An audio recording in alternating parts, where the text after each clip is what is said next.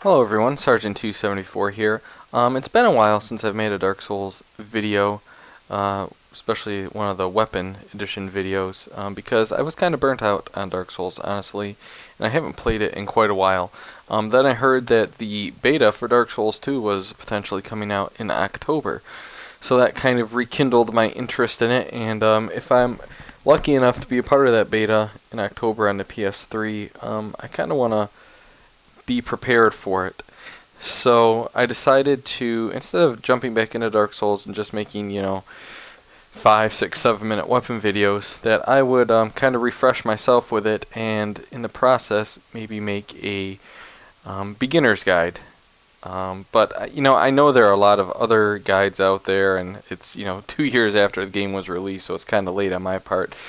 But I wanted to do it, and this will kind of help me get back into it and hopefully rekindle that fire that I had previously for Dark Souls when I platinumed it on PlayStation 3 and then bought it again on PC and played almost or nearly 600 hours worth on the PC after I had already played that much or more on the PS3. Anyways, so this is going to be a beginner's guide to Dark Souls. It's not going to be a complete guide as far as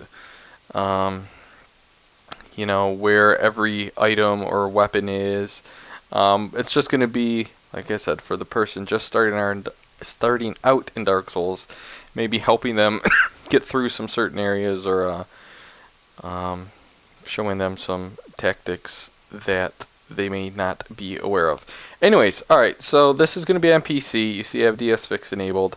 So let's begin. The first thing you're going to want to do, obviously, is there's all my characters. We're going to start, we're not going to load. Did I say load character? I said load game. Alright, new game. There we go. Alright, I personally, it doesn't matter if you make a female or male character. It doesn't affect anything other than obviously the looks. I'm going to go after Morgan from Dragon Age. Classes do affect your starting equipment and your starting stats. Later on in the game, they don't become that important unless you have a specific build in mind. Then you can head over to the Dark Souls calculator, Mugen Monkey. I'll put a link to it in the description. But you can specifically tailor stats and weapons and armor and everything to your character, and use these different classes here as starting points to maximize your levels. What we're going to do, though, if for the purpose of this playthrough, is make a quality build. So therefore we'll be able to use pretty much every weapon in the game, except ones that have requirements for faith or intelligence. But best quality weapon starting class is probably Warrior. We're going to go to level 100. Bandit is also pretty good. Wanderer isn't bad for a dex build, but yeah, Warrior is probably excuse me, the best overall starting class for a beginner, at least in my opinion. It gives you 100% physical block shield and a heater shield, plus you get a very good sword and a long sword. Well, the long sword is what they start with. Knight, decent. Wanderer, good for a dex build. Good starting out for a dex build, I should say. Thief is okay. The one benefit of the Thief is the fact that you get the Master Key without having to select it as your gift. So you can select a different gift other than the Master Key. Bandit, good for a strength build. Hunter, pretty much the same as a Warrior, just has one more point in attunement instead of vitality. They're flip-flop for each of those. Sorcerer, obviously good if you want to become a magic user. Pyromancer is another good class for a beginner because it starts off with the Pyro Glove and the, I believe, Fireball spell, which is very good early on in the game. Cleric, more of a faith build, obviously. And Deprived, I have no idea why I would pick this class, but sure, if you want to, go for it. For purposes of this playthrough, though, we're going to start with a warrior, excuse me, a warrior, and take the Master Key. Goddess Blessing, you can find more of those. It's a one-use consumable, not worth it. Black Firebomb, unless you want to kill the Asylum Demon right away coming up. Don't take the Black Firebombs. Twin Humanities, you'll get enough humanity in the game. We'll get the binoculars as soon as we get to Firelink Shrine for the most part. Pendant, no one knows really what it does. It does nothing, honestly. Master Key is going to be most valuable starting gift. Tiny Beans Ring, again, you can get this later in the game. It just boosts your health a little bit, and I mean a little bit. Old Witch's Ring, I don't know if you can get this in the game, honestly, if you don't take it as a starting gift, but that lets you talk to Quaylag's sister. Alright, anyways, like I said, take the Master Key. And I always play very slim females from the Far East with a ponytail that looks like that, and they get black hair. They get black hair. You can customize. You can customize your character and make some pretty silly faces. For the purposes of this, though, we're not going to do that. We're just going to give her pitch black hair because that reminds me of Morgan. All right. So once you are done with this, you accept and confirm, and the game will begin. Alright, I skipped that part and this part just because we want to save a little bit of time here. Plus, when you play the game, you can watch it. Alright, so when you start out, you're in your cell here.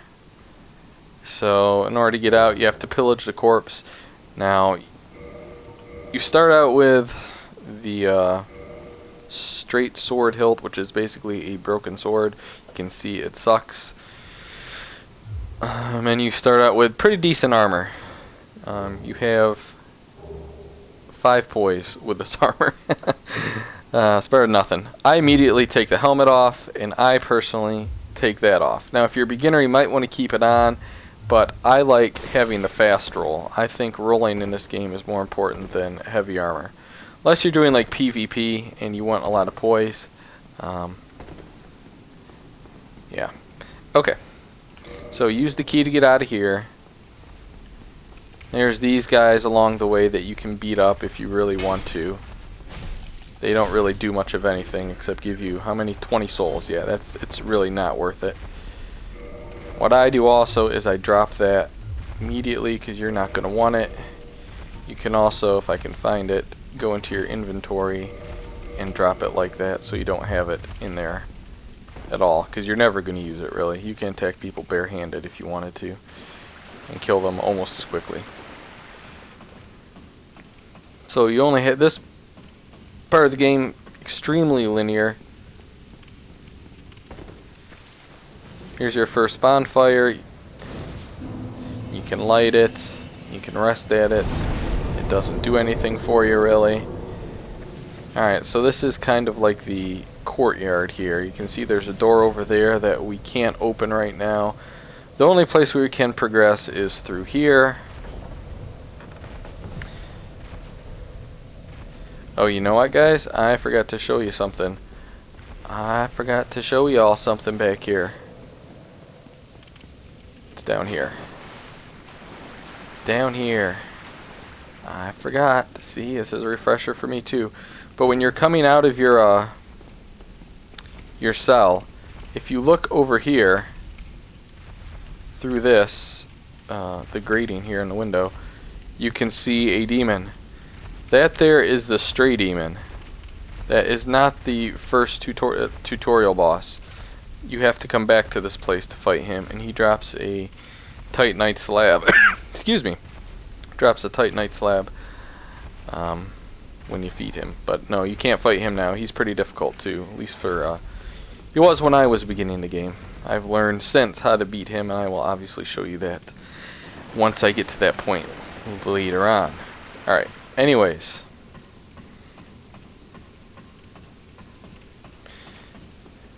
We'll come back up here.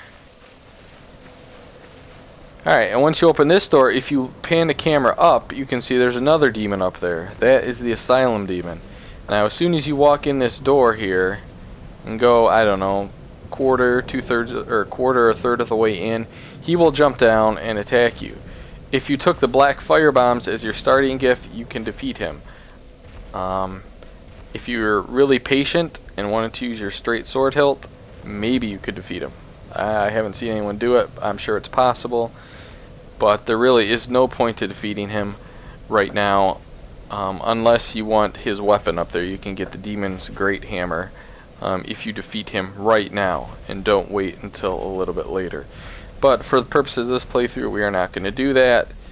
So you come through here, go up a little ways, and see he falls down, and you have to hightail it through the door over here. Through this door, you find another bonfire, which you can light and subsequently rest at. And then you come over here, and this is where we get our equipment. You get the heater shield, which is a good shield. You can see here it blocks 100% of physical damage, and it only weighs 2 pounds. Stability is decent at 55, so it's a good starting shield. Next, you want to run up here, kind of serpentine. Just keep running. He's not going to attack you. He only has a bow. Pick up your longsword. Go over here. Equip your longsword. Whoops. Equip your longsword.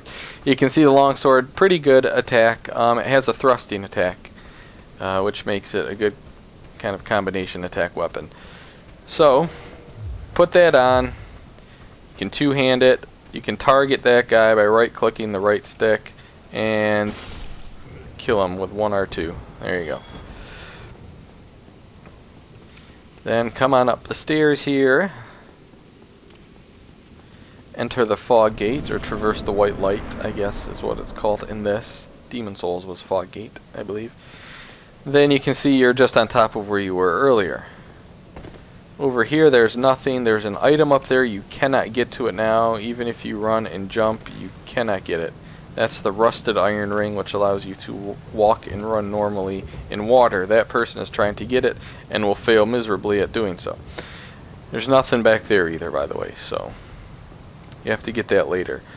Alright, a lot of people get kind of stuck in this area. They don't really know what to do here. Well, the wall's lit up here. You have to basically bust down the wall. You can't do it with your weapon. You see up there, there's a boulder. Start walking up here. The boulder comes down. Jump down. There you go. The boulder will then smash through the wall there. You can also open that gate. It'll be helpful for later. So what you do now is you come in here, and here's old Oscar. You can either kill him or listen to his dialogue. I'm going to let you discover most of the story on your own, and I'm going to kill him. I'm going to try to kill him. There you go. I killed him.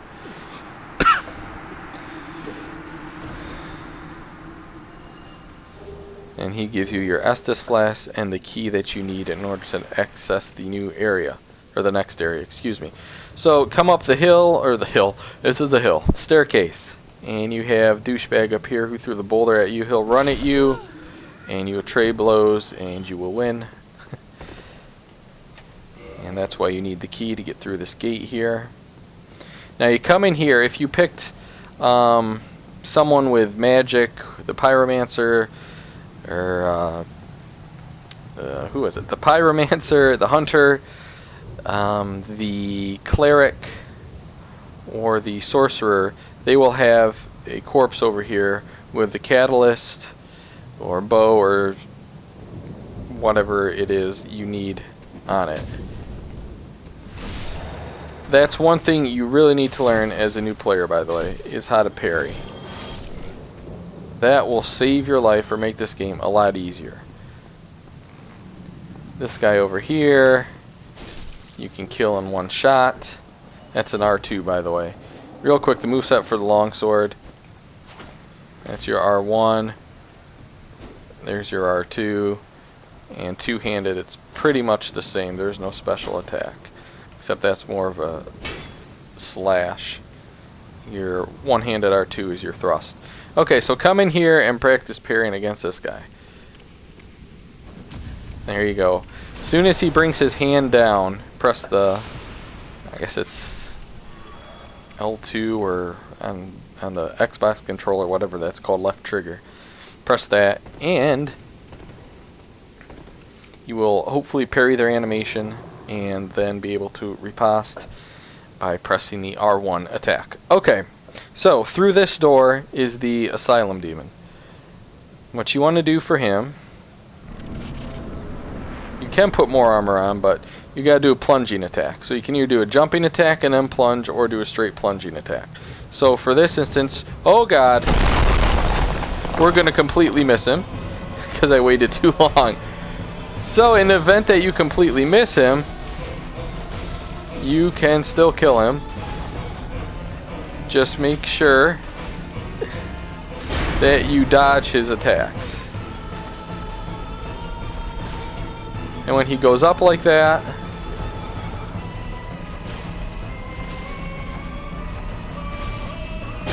roll out the way, and yeah, you can still kill him if you miss the plunging attack like I did.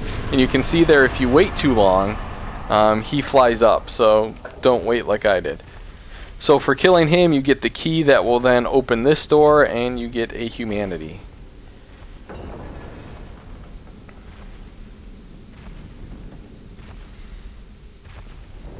Alright. Then once you're done, that's pretty much all you can do here. If you really want to be thorough, you can come over here, get yourself Soul of a Lost Undead. Snuggly the Crow, who you can trade with, will be over here. But we have nothing to trade now, so that's pointless. You come up here, and really the game begins. The tutorial is over. And next thing you know, you're flying, and here you are in Lordran at Firelink Shrine. So what I'm going to do real quick is just rest here, and then next episode I'll meet you here at Firelink. We'll do a couple suicide runs to get us a little bit more prepared for the Undead Burg, which is right up there. Alright, thank you everyone for watching, and I will see you next time. Goodbye.